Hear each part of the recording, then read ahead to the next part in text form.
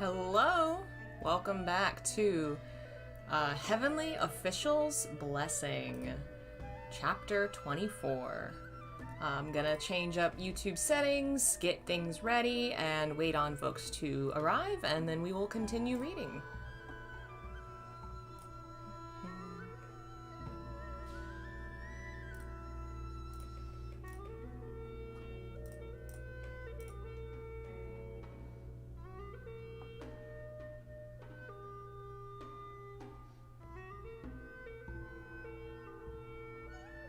Hey, Jeff, welcome. Let's see here.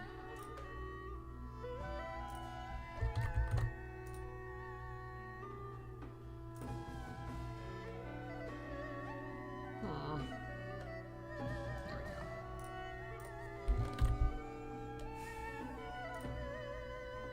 How's everybody doing today? Hopefully doing pretty good. I'm alright. It is incredibly hot where I am right now, but I have the fan on, so please God, let it help. Let's see, put this in the right playlist.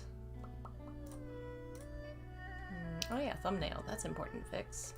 We want that.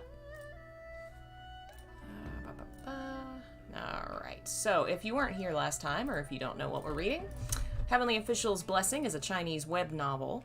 It is a set in a fantasy setting in ancient China where there's magic and demons and gods and monsters. Very high fantasy style. It is also a romance between a fallen deity and his only believer left in the world. It is two men. It's very episodic, kind of monster of the week kind of thing. And this time we are solving a mystery of this former kingdom that fell during a war, and nobody's really sure, exactly what happened in that history 200 years ago. But ever since then, the land of the desert surrounding that kingdom has been cursed, and people keep disappearing, monsters keep poisoning people, bad things happen. So our hero, Xie Lian, the god of bad luck, goes to figure out what's happening. He's followed by Hua Chang, who is masquerading as a human boy, but everybody knows he's not. Everybody knows he's actually a ghost. He goes by San Lang in his human form. His ghost name is Hua Chang. And then there are two demigods who are basically Xie Lian's servants. They don't trust Hua Chang, they don't like him, but Xie Lian likes him. That's why he keeps him around. It's like, hey, I think you're pretty cool. Also, let's bang. So that's where we are. They are in the desert kingdom trying to figure out what's going on. Last time they found a corpse buried in a garden where they were trying to get some plants that would cure the poison that everybody keeps getting poisoned with because of all these desert creatures. And the face was like, hey guys, you should come close so I can see you better. Come close to me. And the face claimed that one of their number, which includes some humans who came from a caravan, was there when he got caught 50 years ago. So this corpse in the field says, someone in my group is among your group now. Maybe it's the monster that got me. Oh, anyway. So, this is chapter 24. Scroll down. Let's move this up a little bit. Chapter 24, Obscure Hua Lian, Fall... Oh, that's cute. Okay. The whole title is Obscure Hua Lian, Fall into the Sinner's Pit at Night. You'll notice Hua Lian is one part each from Hua Chang and Xie Lian's names, and apparently it's a play on word. It's not just a ship name, it also means flower and pity, probably referring to something poetic like Obscure Flower Pities the Night. So the author turned their ship name, which is actually, yeah, it is Hua Lian. It turned their ship name into a poetic term. That's cute. The more he acted like this, the more Xie Lian thought it was dangerous. He said, everyone retreat, don't approach it, and don't pay attention to what it says. Everyone rushed to follow his words and hurriedly dispersed. The face buried in the mud gave a forced chuckle as he said, don't leave. Why are you being like this? I'm also human. I won't harm any of you. Xie Lian thought to himself, you're overthinking it. In this condition, you do not resemble a human at all. Who would have thought that right at this moment, a sudden change would occur? A merchant probably thought that no matter what, they still had to bring back some medicinal herbs to save people. Thus, that merchant took a few furtive steps forward before he stooped down to pick up the herbs he'd thrown away in fright. The eyeballs of the face buried in the mud rolled around before they fixated on the merchant. Following that, a bright light flashed through the eyes of the half-buried face. Xie Lian mentally thought, what bad luck, as he rushed over and yelled, "Don't pick them up! Come back!" However, it was already too late. The face buried in the mud suddenly opened its mouth before a strip of scarlet slipped out. It was an extremely long tongue. Xie Lian grabbed the back of the merchant's collar before he repeatedly withdrew. Unfortunately, the thing that flew out of the half-buried face's mouth was incomparably long. Accompanied by a squelch, it slipped into the merchant's ear. Xie Lian felt the body he was holding undergo a fit of violent trembling. The merchant released a short, blood-curdling scream as his four limbs spasmed incessantly before his knees hit the ground. Swiftly, the long tongue scooped out a huge, bloody lump from inside the merchant's ear before it withdrew back into the mouth of the half-buried face. The half-buried face laughed while chewing. He chewed until his entire mouth was practically dripping with blood, while he laughed until his deafening voice nearly overturned the roof of the dilapidated imperial palace. In a screech, the face said, "Delicious, delicious, delicious, delicious! I've been starving to death. I've been starving to death!" This voice already sounded sharp and shrill, while both the face's eyes were completely bloodshot. He truly looked disgusting. This person had been buried here for over 50 years. They'd long been assimilated by the demonic kingdom and thoroughly become something completely inhuman. Xie Lian let go of the merchant's collar, which he'd been holding with his right hand. He was about to chop the disgusting thing in half when suddenly he heard the half-buried face screech again. "General! General! They're here! They're here!" Following that, everyone heard a howl that was even more ferocious than a wild beast's. A black shadow dropped down from the sky before landing heavily in front of Xie Lian. Hey, Lobsel, thanks for joining us.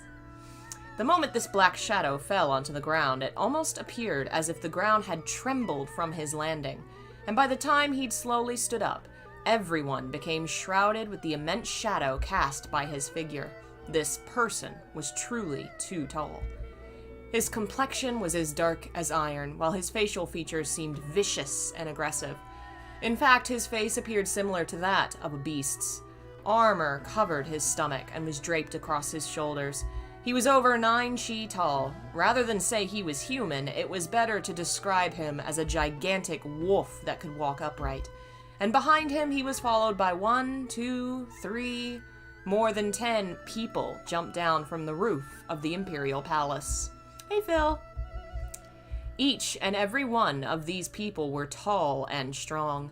The build of their bodies were similar, and atop their shoulders, all of them carried cudgels that were densely covered in sharp wolf teeth. It created an illusion that a pack of wolves had transformed into people. After they landed on the ground, they completely surrounded everyone in the garden and made them feel as if they were encircled by immense iron towers. Banyu soldiers. Waves of black spiritual energy emanated off of these soldiers. Without a doubt, they had long been deceased. Xie Lian's entire body was stretched taut. If things took a turn for the worst, Roy would immediately be ready to move. However, when these Banyu soldiers saw them, they didn't immediately pounce on them and attack. Instead, they let out howling laughter that shook the heavens. Then they began using a tribal language to loudly converse with each other. They seem like friendly folks, don't they? I'm sure they mean well. The language sounded quite strange. The pronunciation seemed tricky, and there was a lot of tongue rolling involved. It was the language of the Banyu Kingdom. Although 200 years had passed and Xie Lian had already forgotten most of the Banyu vocabulary, it could be considered he had just reviewed it with San Lang in the general's burial mound. In addition, with how these soldiers' voices were as loud as a large bell, and how their enunciation was crude with their vocabulary simple, it wasn't hard for Xie Lian to understand them. He heard all the Banyu soldiers call their first soldier General. As they conversed with each other, Xie Lian also heard words like drag them away and don't kill them for now. He breathed in deeply before he softly said, "Everyone, don't panic. For now, these soldiers won't kill anyone. It seems like they want to bring us to another place. By all means, don't act blindly without thinking. I can't guarantee I would be able to beat them, so let's act according to the circumstances." Xie Lian only needed a single look at these soldiers to know they'd be hard to deal with. Each of them were coarse-skinned and thick-fleshed. Even if he had Ruoi on hand, Xie Lian was afraid that strangling a single one of them would take a decent amount of time. Since a dozen had arrived simultaneously, they wouldn't be easy to handle. In addition, several ordinary people were also present at the scene. Without a better option, the best thing to do would be quietly wait for changes. San Lang didn't say anything, and everyone else didn't really have an opinion. Even if they wanted to act blindly without thinking, they didn't know how to act blindly without thinking. They could only tearfully nod their heads. Only the half-buried face was still screaming, "General! General, let me go! I helped you detain the enemies here, so let me go back home! I want to go home!" Ever since he saw this group of soldiers, the face became extremely excited. He kept shrieking while sobbing, and there were some clumsily pronounced Banyu vocabulary mixed in with his shouts. The face ought to have casually learned then, during the 50 or 60 years he stayed there as fertilizer. When the 9-chi tall man, who was called General, saw how there was something in the soil that kept twisting and screaming, he also thought the face was disgusting. The general hammered down his cudgel embedded with wolf teeth, and the numerous sharp, pointy teeth pierced the half-buried face's head. The face screamed once. Since the sharp teeth were already lodged in the front of the head, when the general lifted his cudgel, he ended up completely uprooting the half-buried face. Ironically, the general took the face out of the dirt, realizing the face's let me go wish. However, what was connected to the face and neck after it broke through the ground wasn't a person's body at all. It was a thickly boned skeleton. A few of the merchants who saw this frightening scene were scared into yelling. The face that had been half buried in the mud dropped off the teethed cudgel and was completely covered in blood. When the face saw its own body, it seemed it had been frightened. He gasped and asked, "What is this? What is this?" Xie Lian reminded him, "This is your body." It was easy to comprehend after thinking about it. The person had been buried in the desert for 50 to 60 years. The flesh of his body had long been transformed into nutrients for the herbs. He had been entirely consumed until the only thing remaining was a mere skeleton. The face that had been buried was unwilling to accept the truth. He asked, "How could this be possible? My body isn't like this. This isn't my body!" His voice sounded incomparably mournful. The scene looked frightful, yet lamentable, causing Xie Lian to shake his head. However, San Lang sneered before saying, "You can't bear to see your own body right now? If that's the case, what was the thing that came out of your mouth? You think there was nothing wrong with that?" The face that had been buried in the mud immediately retorted, What's wrong with it? It's only a bit longer than an ordinary person's tongue, that's all." But both the corners of San Lang's eyes and the tips of his eyebrows expressed his derision. He said, "Not bad. Only a little bit longer." The face that had been buried in the mud said, "That's right, it's only a little bit longer, and it's only like this because for the past several years, to survive by eating flying and crawling insects, it got longer and longer. That's why it became like this." When the face had first been buried in the soil, perhaps he'd been alive. In order to keep on living, he would desperately stick out his tongue to eat all sorts of insects. Gradually, the face stopped being human, and the tongue grew longer and longer, and the food he ate changed from flying and crawling bugs to things that were even more frightful. However, because he had always been buried in the soil, the face hadn't been able to see the state of his body for all these years. He was simply incapable of accepting, nor was he willing to believe he was no longer human. The face that had been buried in the mud strived to explain. "There are people whose tongues are relatively long." San Lang smiled. When Xie Lian saw this, he felt an indescribable chill. The smiling face of this youth gave people a grim feeling, as if he was on the verge of peeling off someone's face. San Lang asked, "Do you believe you're still human?" After he asked this question, it seemed as if the face that had been buried in the mud felt a sense of danger. He became jittery and said, "Of course I'm human. I'm human!" As the face yelled this, he expended much more effort in an attempt to move the hands and feet that had already turned into white bone. It seemed like he wanted to crawl on the ground. Perhaps it was because he had finally emerged from the dirt, but the face felt genuine happiness. Howling with laughter, he said, "I can go back! I can go back now!" His laughter had become too ear-piercing, so it finally irritated the Banyu general.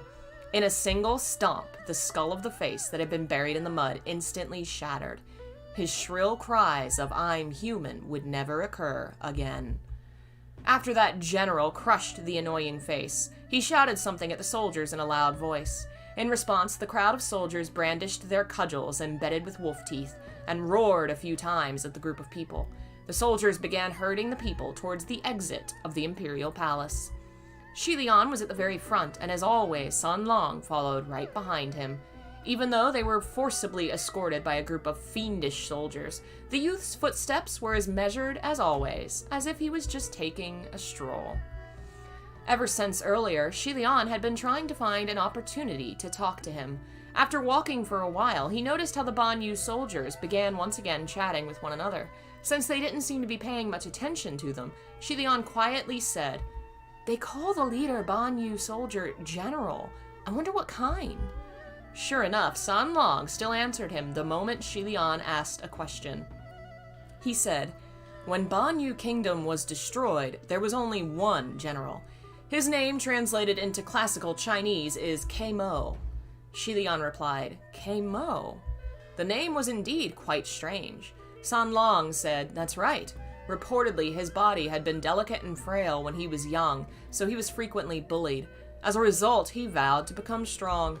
He developed his strength by grinding down a rock and earned a name like this." Let's see, there's a little footnote here.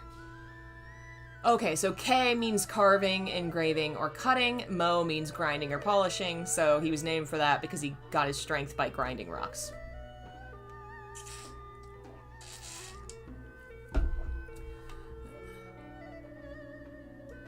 San Lang spoke up again. "The legends proclaim Keimo as Banyu Kingdom's bravest and fiercest general in all of history. With a height of 9 chi and extraordinary strength, he had been the Banyu Grand Tutor's faithful supporter." Xie Lian asked, "And is he still a supporter after his death? Is he bringing us to the Banyu Grand Tutor right now?" San Lang replied, "Perhaps. If there were even more soldiers there, how would they escape? In addition, how was Nan Fang doing after he'd drawn away the other two? They had also gotten a hold of the kindred mooner, but how are they supposed to deliver it into the hands of the poisoned within 24 hours? Xie Lian contemplated these questions as he walked. He also noticed that General Keimo was leading them somewhere increasingly remote. In the end, he brought them to a place that was at the very edge of Banyu Kingdom, and only then did General Keimo come to a halt. Xie Lian stopped walking and raised his head to look up. An incomparably tall and yellow wall stood in front of him, bearing a resemblance to that of a giant person. Their destination was unexpectedly the Sinner's Pit. Although he had once lived near Banyu Kingdom for a period of time, Xie Lian hadn't actually entered Banyu City that much. Of course, he'd also never approached the Sinner's Pit, but now that he was seeing the pit from up close, his heart had inexplicably sped up. There was a staircase on the outside of the yellow wall. While they slowly climbed up the simple and crude stairs, Xie Lian glanced down. As he constantly surveyed his surroundings with his eyes, he finally understood why his heart had sped up. He wasn't trembling with fear because he associated this place with one that used torture. It also wasn't because he was worried the soldiers would push him into the pit. Instead, his heart palpitations were because of a response to him sensing the presence of a spiritual array. Someone had deliberately set up an extremely powerful spiritual array using the terrain and layout of the sinner's pit. And this array had only one purpose: to make the people who fell into the pit eternally unable to climb back up again. What the so-called unable to climb back up again meant was, even if someone threw down a rope or a ladder, the person at the bottom grabbing hold to climb up, when they got halfway to the top, the array would activate and punt them down again. Without batting an eyelid, Xie Lian placed a hand onto the wall. He brushed his hand across a small section of the wall and roughly made out what it was composed of. Xie Lian discovered that though the wall seemed to be made out of earth or clay from afar, it was actually created from incomparably hard stone. In addition, there was probably some kind of spiritual incantation used to fortify the wall, making it inevitably hard to break through. When they got to the top of the staircase, they arrived at the roof of the sinner's pit.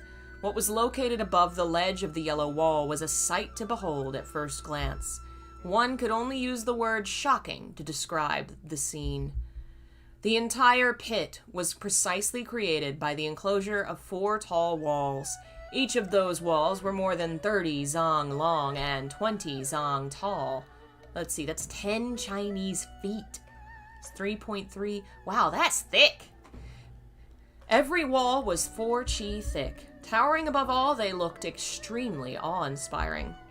What the 4 walls were encircling was a huge 4-sided room. However, there weren't any platforms to stand on across the top of the sinner's pit, or even a horizontal beam. It was already evening, and one completely couldn't see the bottom of the immense dark pit. From time to time, only waves of cold air and the smell of blood wafted up from the bottomless darkness. Everyone was walking on the ledge of a tall wall, and it didn't have any protective fences whatsoever. Since they were walking at a high altitude, where the ground was at least 10 zong away, not many people dared to look down. Phil. Yes, that is obviously what the translation for, however many zang it was. That just translates to thick. After walking for a while, the people at the front came across a tall, erected pole. A corpse was hung from the pole, and it was the dead body they'd previously seen from the ground. The corpse appeared quite small, and was the body of a black-clothed young girl. Her clothes were worn out and in tatters, while her head hung low. Xie Lian knew the pole was specifically used to hang the sinners soldiers wanted to humiliate. Usually jailers would tear away the sinners' clothing before hanging them naked. They would let the convicts starve to death or dehydrate. After the sinner died, their corpse would sway with the wind, be exposed to sun and rain, and would ultimately air dry. While their limbs and body rotted, their flesh would fall down. The appearance of the dead body would be extremely unsightly. Since the corpse of this young girl still hadn't rotted, not much time could have passed since her death. Perhaps she'd been a resident who lived in the vicinity, but these soldiers hung a little girl's body in a place like this. They were truly savage and cruel. When Zhao, Tiansheng, and the others saw this scene, their complexions all paled. They came to an immediate halt and didn't dare go forward. Fortunately, Mo had also stopped walking. He turned around and faced the sinner's pit before he made a long and loud yell. Xie Lian thought it was strange. Why does he need to yell like this? The next moment, he received the answer to his question. Appearing to be the response to Mo's loud shout, a snarl came from the bottom of the pit. It sounded like the roar of a tiger, a wolf, a monster, or even a tsunami, but the sound was multiplied by 100 times and was deafening. Everyone on the ledge of the wall was practically jolted by this roar until they could barely remain standing. Very clearly, Xie Lian heard the slight rustling sound of falling debris and stone that had been unlodged by the vibrations of the snarl. Only criminals were thrown into the sinner's pit. Could it be? Was the thing responding to Mo the souls of deceased sinners? At this moment, Mo once again yelled into the pit. Xie Lian listened carefully. This time, Mo hadn't roared something incomprehensible, and it hadn't been a curse either. On the contrary, it ought to have been encouragement. In fact, Xie Lian was very certain he heard the words, fellow brothers. After Mo finished roaring, he yelled something at the soldiers detaining Xie Lian and the others. This time, Xie Lian completely understood what Mo had ordered. The general said, "Just drop 2 people down there." Hello, Bobby. Are you sad? There he is. Hello. Why were you crying? Why were you sad? Am I not paying attention to you? I'm sorry. I don't know if y'all can hear that, but he started crying. Well, that is chapter 24, part 1, I believe. I think there's 2 parts. We will read the next part, and that might be where we stop. That's actually, this is the last section that's translated by Circulations. So there are various, if you read Chinese online web novels, the folks that translate them are fans. And there's various groups, various individuals who do it. This particular book was divided between 2 groups because the first one was unable to finish the project and another one took over. Personally, I actually really preferred the second translation because I felt like translation is half knowing the language and half being a writer, and sometimes translations are translated, but they are not written well. Like, they aren't made to sound good in the language they've been translated into, which I feel like this story kind of has some of those problems because there's certain sentences, certain phrases that just do not sound natural in English at all. I think the second group does a better job. I mean, either way, these people do this stuff for free and it's such hard work, so, like, props to you. But I'm excited to get to the second group's work. I'm gonna have to look up where they are. Chapter 24, Part 2. Although everyone else didn't understand what Kamo had said, they could probably roughly guess what the soldiers intended to do. As a result, their complexions turned white. When Xie Lian saw how they were all scared to the point they could barely remain standing, he moved a step forward and softly said, "Don't be nervous. If something happens, I'll face it first." If by chance someone had to be thrown in later, then Xie Lian would just brace himself and go down to take a look. In any case, only the stereotypical vipers, ferocious beasts, malicious spirits, or demons would be at the bottom of the pit.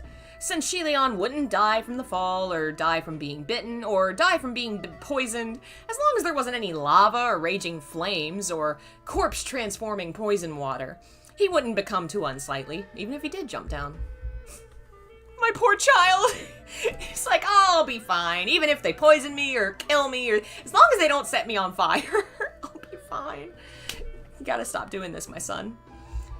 In addition, Xie Lian still had Ruoi. Even if the spiritual array hindered him from using Ruoi to climb back up, if these Banyu soldiers threw someone else down, he would be able to catch them. Kamo had said, bring the others away and keep an eye on them. That meant the other people would be relatively safe for the time being. After all, catching live people in the desert wasn't an easy thing to do. They couldn't just let them be eaten all at once, so the soldiers probably wanted to hoard them and let them be eaten, one at a time. Xie Lian thought these things through. However, who would have thought that there would be someone in their group who couldn't keep their cool? Other than Xie Lian and Sun Long, whose expressions hadn't changed, everyone else was trembling with fear ever since they'd climbed to the top of the Sinner's Pit, especially Azao. Perhaps it was because he thought death was certain and it would be better to try and desperately fight. Azao fisted his hands and suddenly revolted. With a bowed head, he charged at Kamo. See, this is an exact example of what I mean, though. Azao fisted his hands. No one would say that in English. You'd say Azao clenched his fists.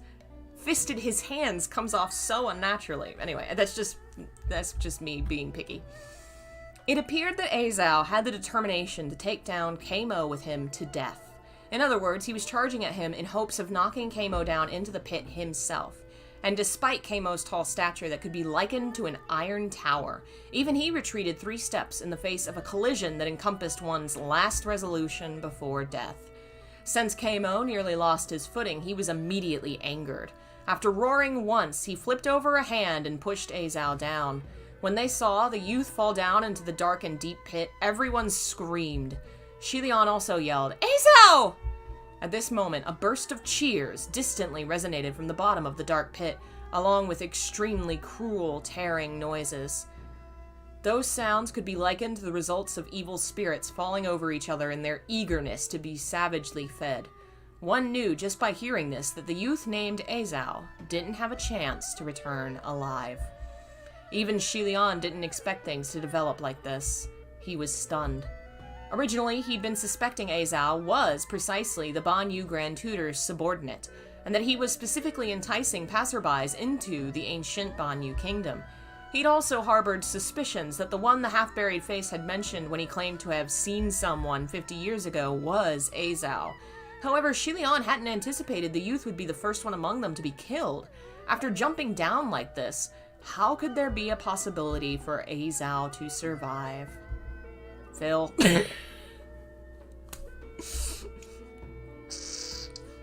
Well, it's a good thing he likes fisting, because the monsters just made him their puppet. They just tore him to bits. Was it possible he was feigning his death? However, Xie Lian and the others were already captives of the soldiers. If Azao had truly been the Banyu Grand Tutor's subordinate, he would be completely capable of tearing down his disguise now that he had the upper hand. Azao could have acted high and mighty, so why would he have done something as superfluous as feigning his death in front of them? There was no meaning in doing something like that. But why did Azao charge at Kamo? Wasn't this the same as throwing his life away? As Xie Lian pondered all these theories, one after another in confusion, the Banyu soldiers began once again looking for the next person to push down. Kamo raised a hand and pointed at Tiansheng. A Banyu soldier extended his large palm as he came forth to grab him. Tiansheng was immediately scared into yelling, "Save me! Don't grab me! Xie Lian had no time to continue thinking. He stepped forward and said, "General, wait a moment." When he heard Xie Lian open his mouth and speak Banyu Kingdom's language, a shocked expression appeared on Kamo's dark face. He waved his hand and stopped the soldier before he asked, "You know how to speak our language. Where are you from?"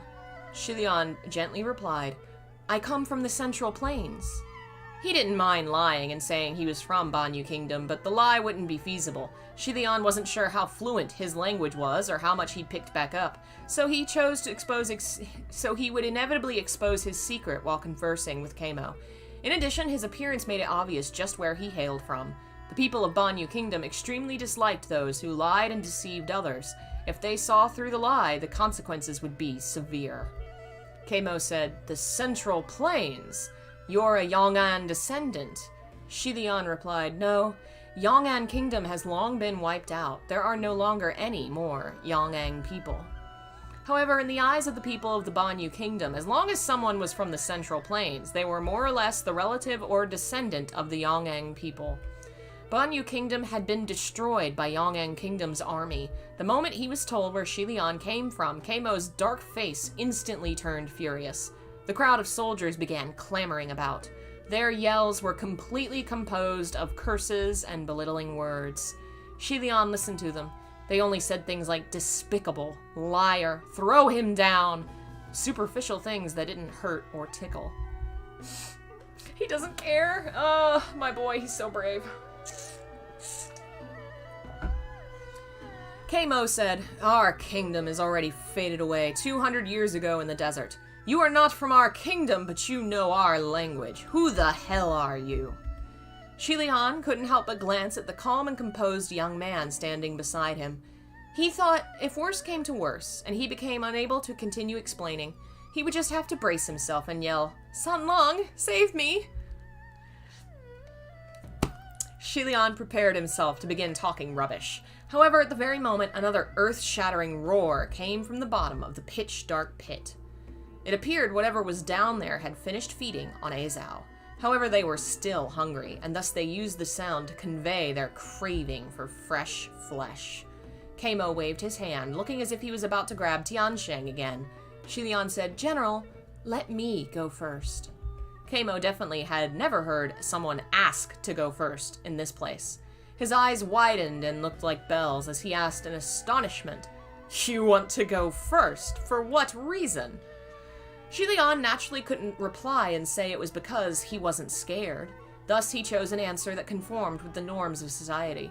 "General, these are merely innocent merchants passing through. They even have a child amongst them." When Kamo heard this, he sneered and said, "When your Yong'an army massacred my kingdom, did you never think about how many were also innocent merchants and children here?" It had already been 200 years since Banyu Kingdom was destroyed. Nowadays, both sides had long transitioned into a new dynasty. However, these soldiers were the dead whose time had long come to a halt. Their hatred would not weaken following the start of a new regime. Kamo spoke again. You are very suspicious. I want to ask you questions, so you cannot go down. Throw someone else in. In that case, there was nothing to be done. Xie Lian was prepared to see things through to the end and make it his priority to jump first. When he saw Sun Long walk forward a step, heart jumping, he turned his head. The young man had crossed his arms. With an indifferent gaze, he thoughtfully sized up the deep sinner's pit. A bad premonition sprung up, unbidden, in Xie Lian's heart. Sun Long? When he heard Xie Lian call him, Sun Long turned his head. He smiled faintly and said, "Everything's fine." Once again, the youth took another step forward. He was already standing at an extremely dangerous place. Both Xie Lian's heart and his eyelids were jumping about wildly. "Wait! Sun Long, stop moving!" At the very edge of the sinner's pit, the hem of the youth's red clothes flew about vigorously in the wind. Sun Long gave Xie Lian a glance before smiling once. He said, "Don't be afraid." Xie Lian said, "You retreat first and come back. If you come back, then I'll stop being scared." Sun Long replied, "There's no need to be worried. I'll leave for a bit. We'll be able to see each other again very soon." Xie Lian said, "Don't!" He had yet to finish talking when the youth once again took another step forward.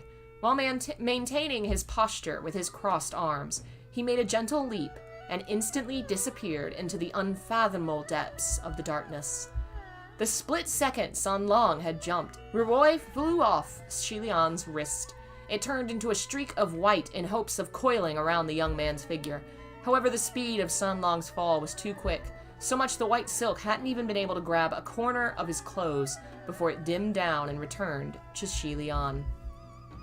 Xie Lian immediately knelt beside the tall walls and yelled into the sinner's pit, "Sun Long!" No response could be heard. After the youth jumped down, nothing could be heard. On the wall beside him, many Banyu soldiers began shouting, one after the other. All of them sounded extremely shocked. What was happening today? In the past, one had to capture someone and throw them down to actually make them fall. Today, everyone was taking turns and fighting over the chance to jump down. And if you didn't let them jump, they jumped down themselves. General Mo shouted loudly at his soldiers and told them to calm down. And when Xie Lian saw how Ruoi hadn't been able to grab onto Sun Long, he didn't have enough time to think everything through. Instead, he merely recalled Ruoi before he threw himself into a leap toward the sinner's pit. But who would have thought that although his body was already flying through the air, the back of his collar would suddenly tighten. Xie Lian ended up suspended in midair. He turned to take a look.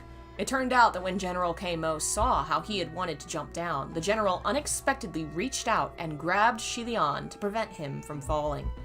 Xie Lian thought to himself, "It's fine if you want to come. In fact, it's better if we go down together." The idea prompted him into action. Like a white snake, Ruoi suddenly curled around Mo's arm and climbed up. With a swish, it wrapped itself around the general's entire body. Mo saw how this thin white silk was strange and unfathomable, and even appeared to have cultivated its own consciousness. In response, the black veins on his forehead bulged, while the flesh of his muscles grew a few times bigger. It seemed as if he wanted to forcibly snap Ruoi, who was coiled around him. Xie Lian was stuck in this deadlock when Mo suddenly saw something extremely strange out of the corner of his eye. The corpse that had been hanging from that long pole suddenly moved and raised its head. The crowd of Banyu soldiers noticed how the corpse had moved. One after another, they started to yell before they waved their teeth-embedded cudgels to strike the corpse. But after the black-clothed girl had moved, she somehow managed to untie the string that had been hanging her from the pole. She jumped off and rapidly rushed over. She could be likened to a black breeze that blew over the top of the tall wall. Rapid yet demonic, all the soldiers were instantly tormented by this nefarious wind until they were swaying from side to side. Accompanied by miserable shrieks, many soldiers fell down the tall wall. When he saw how his soldiers were swept down from the wall and into the pit, Mo began furiously cursing. His curses were extremely vulgar, and probably used a decent amount of street slang. Xie Lian hadn't understood everything he'd said, but he did understand one sentence. Mo had been cursing, "It's that slut again!" The next moment, Mo was unable to continue cursing because Xie Lian had exerted strength to drag the general down into the sinner's pit with him. The sinner's pit. the one you can never climb out of after falling into it. As they fell, Keimo released a bellow that nearly shattered Xie Lian's eardrums. Xie Lian had no choice but to recall Ruoy before he casually gave Keimo a kick, so the distance between them would be a bit greater and his ears could be protected. Following that, he compelled Ruoy to glide up in the hopes it could grab something Xie Lian could use as a cushion. At least then he wouldn't land in a miserable fashion. However, the Sinner's Pit was built in a way that was difficult to deal with, and the spiritual array was very powerful. Not only was Ruoy unable to climb somewhere high, there was nothing it could grab onto inside the walls. Just when Xie Lian thought he was once again going to become a human pancake, the kind that wouldn't get scraped off the ground for a couple days, like how he had countless times in the past. Suddenly, amidst the darkness, a silvery light flashed past. The next moment, a pair of hands gently caught him. With incomparable precision, the person caught him head on. It was practically as if this person had been guarding the place, specifically waiting to catch him. One hand wound around Xie Lian's back, hugging his shoulders, while the person's other hand supported his knees. In a relaxed and easy manner, the person managed to completely disperse the fierce momentum that had been created during Xie Lian's fall. Xie Lian had fallen from a great height before coming to a sudden stop, so he felt a bit faint and a little dizzy. He subconsciously lifted his hand and tightly embraced the person's shoulders. Sunlong? Darkness surrounded them, so it was impossible to see anything. So of course there was no way for him to see who this person was. However, Xie Lian still blurted out these words. The other person did not reply. Xie Lian touched that person's shoulders and chest a few times. Wanting to verify their identity, he asked again, Sunlong, is that you? He didn't know whether it was because they'd arrived at the bottom of the pit, but the smell of blood in the air was strong enough to make people swoon. Xie Lian didn't know what possessed him either, because he actually began to casually feel up that person. It was only after he touched the person's hard Adam's apple that he suddenly snapped out of his daze. Xie Lian thought, I've sinned, what am I doing? He immediately retracted his hand before asking, It's Sunlong, right? Are you alright? Were you wounded? After quite a while, he finally heard the young man's reply. From a place extremely close to him, the youth's deep voice resonated over. I'm fine.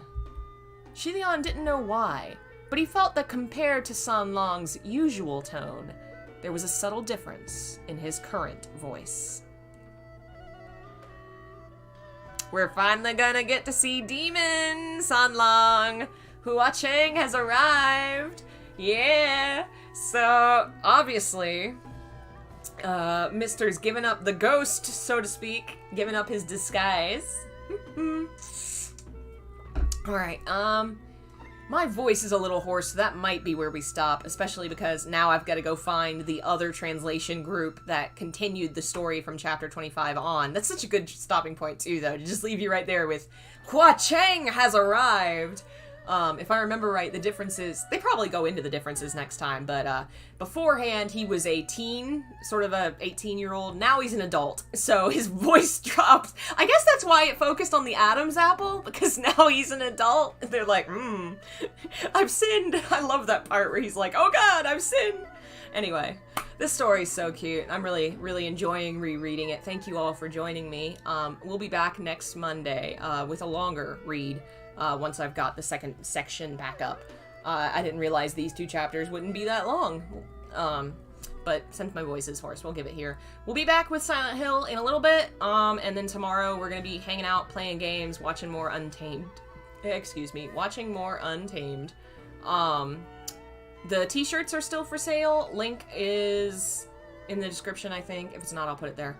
Until the 4th. And I've got a new website for my store. You can click on the shop button in the description to go to the new store. I think it looks super cool.